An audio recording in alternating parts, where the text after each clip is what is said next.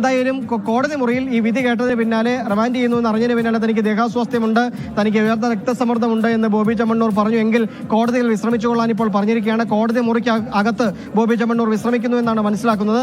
ഒരുപക്ഷെ പോലീസ് ഇവിടെ നിറക്കി കോടതിയിലേക്ക് കൊണ്ടുപോകുന്ന വഴി രക്തപരിശോധന അല്ലെങ്കിൽ ശരീരപരിശോധന അടക്കം നടത്തി കൊണ്ടുപോകാനുള്ള സാധ്യതകളും തള്ളിക്കളയാനാവില്ല.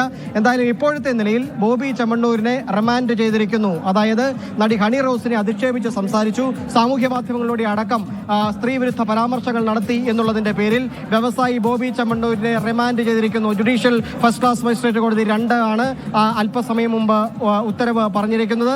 പലതവണയായി കോടതിയിൽ പ്രോസിക്യൂഷൻ പറഞ്ഞിരുന്നതാണ് ഇത് ഒരു തവണയല്ല പലതവണ ഈ പ്രതി ഒരേ തരത്തിലുള്ള കുറ്റം ആവർത്തിക്കുന്നു. അങ്ങനെ ഒരേ കുറ്റം ആവർത്തിക്കുന്നത് പ്രതിയുടെ മനഃപൂർവ്വം എന്ന് കരുതേണ്ടി വരും. ഒരേ കുറ്റം ആവർത്തിക്കുന്നത് പ്രതി മനഃപൂർവ്വമാണ് ചെയ്യുന്നത് എന്ന് കണക്കാക്കേണ്ടി വരും. അതുകൊണ്ട് തന്നെ ഒരേ കുറ്റകൃത്യം പലതവണയായി ആവർത്തിക്കുന്ന പ്രതിക്ക് റിമാൻഡ് ചെയ്യുക തന്നെ വേണമെന്ന്